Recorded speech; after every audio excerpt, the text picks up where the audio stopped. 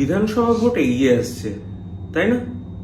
দেখবেন বিভিন্ন দল বিভিন্ন জায়গায় সবাই জল মাপছে যে কি হয় কি হয়, কিন্তু যারা ভোটার আমাদের মতো তারা চুপটি করে বসে আছি। আপনারা কেউ কিন্তু ভোটারদের বোকা ভাববেন না। ভোটাররা সব বুঝতে পারে। ভোটাররা এটাও বুঝতে পারে শিক্ষা, স্বাস্থ্য এবং মেরুদণ্ড সোজা রাখার শিক্ষা আমাদের এই রাজ্যে উধাও হয়ে গেছে। ভোটাররা এটাও বুঝতে পারে যে ভাতার উপকারিতা। ভোটাররা এটাও জানে ভাতার চেয়ে ভাত যদি খেটে রোজগার করা যায় তার উপকারিতা। ভোটাররা এটাও দেখেছে গত 15 বছরে এক একজন কাউন্সিলর তার প্রপার্টি অন্তত পক্ষে 10 গুণ থেকে 12 গুণ করে নিয়েছে। ভোটাররা এটাও দেখেছে মিনিস্টারদের জেলে যেতে।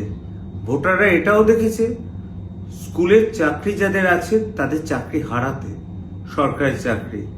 ভোটাররা এটাও দেখেছে আরজি করে কাজ করা অবস্থায় একজন মহিলা চিকিৎসককে ধর্ষণ করে খুন করে দেওয়া হয়েছে এবং সেটা চাপা দেওয়ার জন্য প্রশাসনিক দিক থেকে ব্যবস্থা নেওয়া হয়েছে।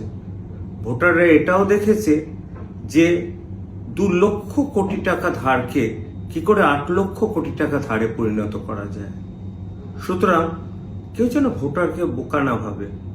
আর ভোটাররা এটাও জানে যে ধর্ম নিয়ে ব্যবসা অথবা ব্যবসা করে ধর্ম করা দুটোর মধ্যে তফাৎ।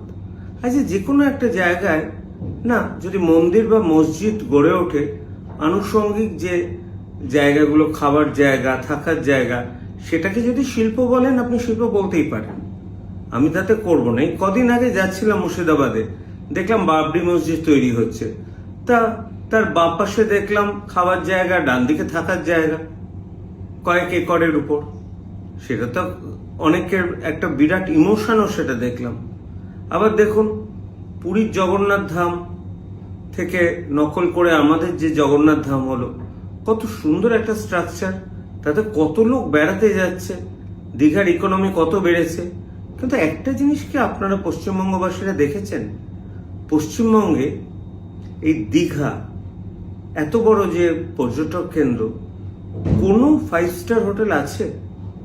নেই। কিন্তু আজকে কিন্তু আপনি গোপালপুরের মতো জায়গায় 5 স্টার হোটেল পাবেন। একটু ভেবে দেখবেন তো কেন থাকে না আমাদের পশ্চিমবঙ্গে? সব নেইয়ের মধ্যে আমরা কিন্তু তরুণ প্রজন্ম জেন জেকে বেশি বিশ্বাস করব। আমরা মিলেনিয়াম বা বুমাররা কিন্তু কেউ নই, এটাই জানবেন।